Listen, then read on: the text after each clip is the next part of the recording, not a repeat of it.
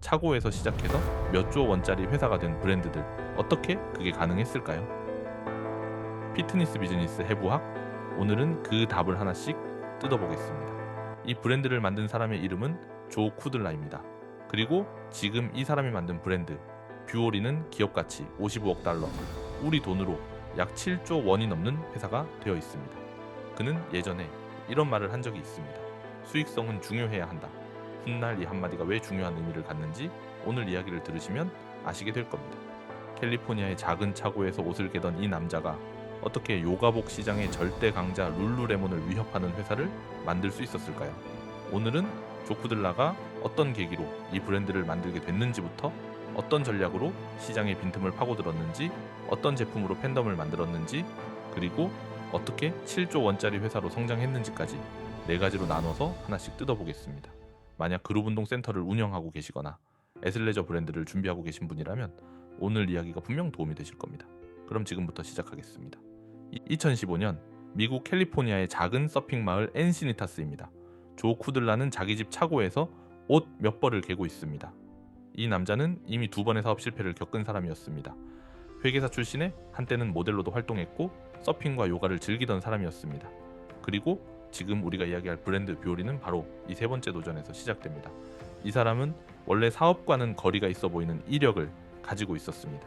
대학에서는 회계를 전공했고 실제로 공인회계사 자격까지 땄습니다. 그런데 동시에 모델 일을 했고 서핑을 즐겼고 캘리포니아 특유의 자유로운 라이프 스타일 속에서 살던 사람이었습니다. 사업을 두 번 시도했지만 둘 다 실패로 끝났습니다. 그리고 두 번째 실패 이후 그는 인생에서 꽤 힘든 시기를 지나고 있었다고 알려져 있습니다.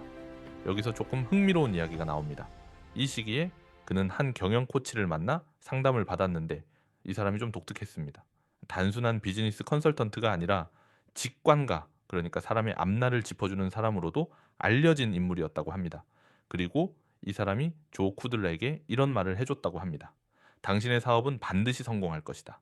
다만 지금의 형태로는 아니고 지금의 동업자와도 아니다. 이 한마디가 그의 인생을 흔들어 놓습니다. 그는 곧바로 술을 끊었습니다. 오래 이어오던 힘든 연애도 정리했습니다. 그리고 태어나서 처음으로 요가 수업을 들었습니다. 그런데 이 요가라는 경험이 그에게 예상치 못한 방식으로 다가왔습니다.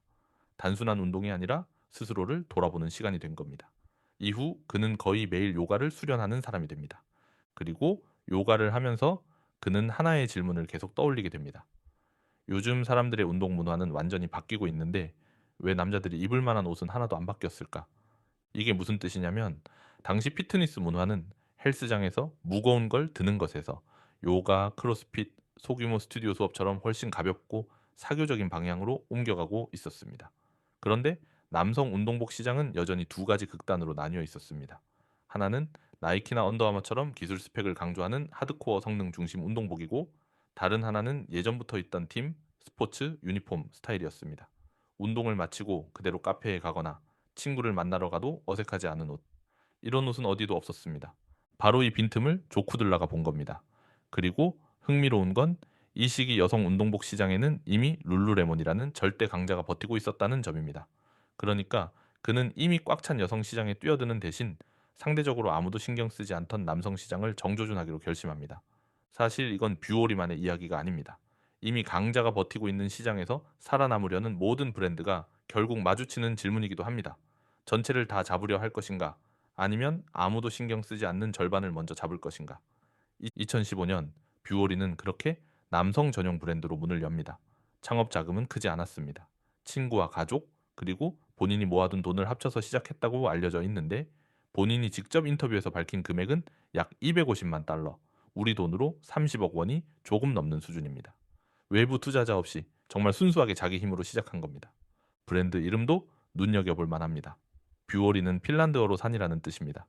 조 쿠들라는 이 단어를 회복력과 움직임, 그리고 자연을 향해 나아간다는 의미로 골랐다고 합니다. 그리고 이 뜻에서 브랜드의 슬로건도 나옵니다. 더 라이즈, 오른다는 뜻입니다. 실패를 두 번 겪고 다시 일어선 그의 개인적인 서사와도 묘하게 겹치는 이름이죠. 결국 뷰오리는 시장의 빈틈 하나를 정확히 포착하면서 시작된 브랜드였습니다. 그렇다면 이 브랜드는 사람들의 마음을 실제로 어떻게 사로잡았을까요? 이제 전략 이야기로 넘어가 보겠습니다. 뷰오리의 전략을 한마디로 정리하면 이렇습니다. 스펙으로 싸우지 않고 라이프 스타일로 싸운다. 나이키나 언더아머 같은 브랜드들은 늘 이런 식으로 광고합니다. 이 소재는 땀을 몇 퍼센트 더 빨리 배출한다. 이 신발은 몇 그램 더 가볍다. 하지만 뷰오리는 전혀 다른 방식으로 접근했습니다. 얼마나 부드러운가, 얼마나 편안한가, 그리고 운동복처럼 안 보이는가. 이게 뷰오리 마케팅의 핵심이었습니다. 해외의 한 패션 매체는 뷰오리의 고객층을 이렇게 묘사한 적이 있습니다. 까다로운 직업을 가지고 있지만 스스로를 대단하다고 여기지 않는 캘리포니아 사람들. 그러면서 이런 인상적인 문장을 남겼습니다. 만약 링크드인이 옷을 만든다면 아마 뷰오리 같은 옷이 나왔을 것이다. 이 문장이 뷰오리의 타깃을 정확히 설명해 줍니다. 실리콘밸리 테크 업계 종사자, 금융권에서 일하는 사람들, 그러니까 캐주얼하지만 은근히 신경 쓴 듯한 옷차림을 좋아하는 사람들을 정확히 겨냥한 겁니다. 여기서 브랜드의 배경도 한몫합니다. 뷰오리는 엔시니타스, 그러니까 샌디에이고 근처의 서핑 문화가 강한 동네에서 시작됐습니다. 그래서 브랜드 전체에 여유롭고 느긋한 해변 라이프 스타일 같은 분위기가 깔려 있습니다. 룰루레몬이 세련되고 정제된 스튜디오 피트니스 이미지를 가지고 있다면 뷰오리는 그보다 훨씬 편안하고 느슨한 해변 마을 같은 분위기를 택한 겁니다. 그리고 뷰오리는 처음부터 매우 영리한 순서를 밟습니다. 2015년 남성 전용 브랜드로 시작해서 이 시장에 확실하게 자리를 잡습니다. 그리고 3년이 지난 2018년이 되어서야 여성 라인을 추가합니다. 좁게 시작해서 확실히 자리 잡은 다음 넓게 확장하는 전략입니다. 지금은 여성 라인이 전체 매출의 절반을 차지할 정도로 커졌습니다. 로고도 특이합니다. 요즘 많은 브랜드들이 로고를 크게 박아서 브랜드를 과시하는 방식으로 마케팅하는데 뷰오리는 정반대로 갔습니다. 로고를 최소화하고 조용하고 절제된 디자인을 유지했습니다. 소위 quiet 럭셔리, 조용한 럭셔리라는 트렌드와 정확히 맞아떨어지는 방향이었습니다. 유통 전략도 흥미롭습니다. 뷰오리는 매출의 약 75%를 자사 온라인몰과 직영 매장에서 나머지 25%를 다른 매장을 통한 도매로 만들어냅니다. 그런데 이 도매 파트너들의 면면이 재미있습니다. 아웃도어 용품점인 REI, 백화점 노드스트롬 같은 곳은 물론이고 이퀴녹스나 베리스부트 캠프 같은 프리미엄 피트니스 클럽에도 입점을 시켰습니다.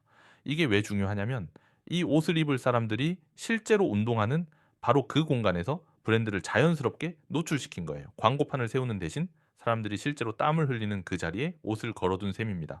매장을 어디에 낼지 정하는 방식도 상당히 데이터 중심적입니다. 우편번호 단위로 온라인 매출이 얼마나 몰려 있는지, 그 지역 인구는 얼마나 되는지를 분석하고 여기에 도매 파트너들의 판매 데이터까지 더해서 출점 위치를 결정합니다. 그리고 재미있는 발견을 하나 했다고 하는데 한 지역에 매장을 하나 더, 그러니까 두 번째, 세 번째 매장을 열면 그 지역 전체 매출이 오히려 확 뛰어오른다는 패턴을 확인했다고 합니다. 마케팅에서도 뷰오리는 다른 길을 걸었습니다. 유명 연예인을 앞선 대형 광고 대신 실제 운동선수와 커뮤니티를 앰버서더로 키우는 전략을 택했습니다. 지금 뷰오리와 함께하는 앰버서더는 1만 2천 명이 넘습니다. 프로 선수부터 대학 선수, 일반 아마추어까지 포함된 숫자인데 이 중에는 미국 프로풋볼 드래프트에 지명된 선수만 1,000명이 넘는다고 합니다. 특히 눈여겨볼 대목은 대학 선수들과의 파트너십입니다. 2023년 한 해에만 대학 선수 400명과 계약을 맺었는데 이 중 약 70%가 여성 선수였습니다. 남성 브랜드로 시작한 뷰오리가 지금은 여성 스포츠와 여성 크리에이터 쪽으로 무게 중심을 빠르게 옮기고 있다는 걸 보여주는 신호입니다. 실제로 체조 선수이자 인플루언서인 리비던 같은 유명 인물도 뷰오리의 앰버서더로 활동하고 있습니다. 결국 뷰오리는 광고가 아니라 브랜드가 실제로 노인 공간과 그 공간을 채운 사람들을 통해 신뢰를 쌓은 셈입니다. 그렇다면 이렇게 사람들의 마음을 사로잡은 다음 이 브랜드는 실제로 무엇을 팔았을까요? 이제 제품 이야기로 넘어가 보겠습니다. 뷰오리가 풀고 싶었던 문제는 명확했습니다. 대부분의 운동복은 두 가지 중 하나를 포기합니다. 기능성을 살리면 옷감이 뻣뻣하고 인조섬유 특유의 미끌거리는 느낌이 나고, 반대로 부드러움을 살리면 운동할 때 필요한 신축성이나 땀 배출 기능이 떨어집니다. 뷰오리는 이 둘을 동시에 잡겠다고 나선 브랜드였습니다. 그리고 이걸 가능하게 한 게 바로 자체 개발한 원단들입니다. 그 중에서도 가장 유명한 원단이 드림니트입니다. 이건 부드러운 저지 니트 원단인데 사방으로 늘어나는 신축성을 가지고 있으면서도 만졌을 때는 마치 부드러운 면 티셔츠를 입은 것 같은 촉감을 줍니다. 실제로 이 원단 하나를 주제로 다룬 해외 매체 기사가 따로 나올 정도로 고객들 사이에서 거의 팬덤처럼 사랑받는 소재입니다. 그리고 이 원단의 재활용 소재 비중이 89%에 달합니다. 요가나 스튜디오 수업처럼 가벼운 동작에 특화된 원단도 따로 있습니다. 블리스 블렌드라는 이름인데 입고 있는지도 모를 만큼 가볍다는 게 핵심 콘셉트입니다.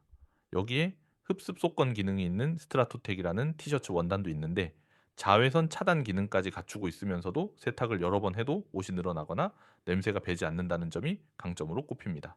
대표 제품도 짚고 넘어가야겠죠. 남성 라인의 상징 같은 존재가 폰토 컬렉션입니다. 반바지와 조거 팬츠로 이루어져 있는데 방금 말씀드린 드림니트 원단을 사용한 제품입니다. 그리고 재미있게도 실제로 가장 많이 팔리는 조건은 폰토가 아니라 좀 더 슬림한 핏의 썬데이 퍼포먼스 조거라고 합니다. 이 외에도 사무실에서도 입을 수 있는 메타 팬츠, 다목적으로 활용할 수 있는 코어 쇼츠 같은 제품들이 라인업을 채우고 있습니다. 2018년 여성 라인이 나온 이후로는 제품군이 정말 빠르게 늘어납니다. 테니스웨어, 데님, 수영복, 아우터, 심지어 피클볼 패들 같은 액세서리까지 나옵니다. 그리고 2023년에는 신발 브랜드 클레이와 손잡고 첫 신발 라인까지 선보였습니다. 이 신발에는 재활용 인증을 받은 폴리에스터 메쉬와 재활용 나일론 끈, 재활용 플라스틱으로 만든 인솔이 들어갑니다. 여기서 하나 강조하고 싶은 게 있는데 뷰오리에게 지속 가능성은 그냥 마케팅 문구가 아니라는 점입니다. 거의 모든 핵심 원단의 75%에서 89%에 달하는 재활용 소재가 실제로 들어갑니다. 그러니까 이건 윤리적인 이미지를 위한 수사가 아니라 원단 자체의 기술 스펙 일부로 통합되어 있는 겁니다. 결국 뷰오리는 옷이 아니라 촉감을 팔았던 셈입니다. 그렇다면 이 브랜드는 실제로 얼마나 커졌을까요? 이제 가장 흥미로운 부분, 비즈니스 이야기로 넘어가 보겠습니다.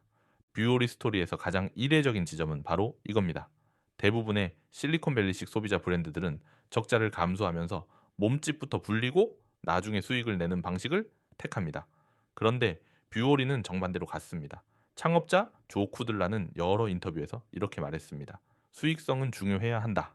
그리고 실제로 뷰오리는 창업한 지 딱 2년 만인 2017년부터 흑자를 냈습니다. 투자금으로 적자를 메우는 대신 스스로 돈을 버는 구조를 먼저 만든 겁니다. 이거는 이후 큰 투자를 유치할 때도 완전히 다른 협상력을 만들어줍니다. 투자 유치 히스토리를 한번 짚어보겠습니다. 2019년 노스웨스트 벤처 파트너스라는 투자사로부터 4,500만 달러를 투자받으면서 회사 가치가 약 2억 달러로 평가됩니다. 그리고 2년 뒤인 2021년 10월 소프트뱅크 비전펀드 1호부터 무려 4억 달러를 투자받는데 이때 회사 가치는 40억 달러로 뛰어오릅니다. 2년 만에 20배가 뛴 겁니다. 그런데 여기서 흥미로운 지점이 있습니다. 조 쿠들라는 이 소프트뱅크 투자를 받으면서 이렇게 말했습니다. 이번 투자금 대부분은 창업 초기부터 우리 비전을 믿어준 초기 주주들에게 보상하기 위한 것이다. 이게 무슨 뜻이냐면 이 투자는 회사가 돈이 없어서 사업 확장에 급전이 필요해서 받은 게 아니라는 겁니다.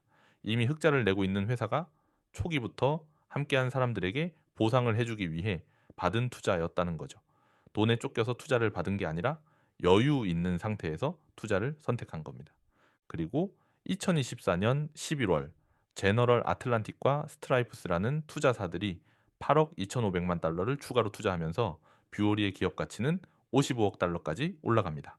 창업 당시 250만 달러로 시작한 회사가 9년 만에 그 몇백 배가 넘는 가치를 인정받은 겁니다. 매출 규모는 사실 정확히 알기 어렵습니다. 뷰오리가 아직 상장하지 않은 비상장 회사이기 때문인데 2023년 매출을 두고도 언론마다 이야기가 다릅니다. 어떤 보도는 1억 달러가 안 된다고 하고 어떤 보도는 6억 달러가 넘는다고 합니다. 다만 확실한 건 초기 몇 년간 연평균 성장률이 250%에 달했고 2021년 한 해만 놓고 봐도 140%씩 성장했다는 점입니다. 이건 여러 매체에서 공통적으로 확인되는 숫자입니다. 매장도 빠르게 늘고 있습니다. 2016년 엔시니타스의 첫 매장을 연 이후로 2023년 초에는 매장이 30개 남짓이었는데 2025년 연말 기준으로는 전 세계 매장이 100개를 넘어섰습니다. 2022년에는 런던에 첫 해외 매장을 열었고 2024년에는 상하이, 2025년에는 베이징에도 매장을 열면서 중국 시장 공략에도 속도를 내고 있습니다.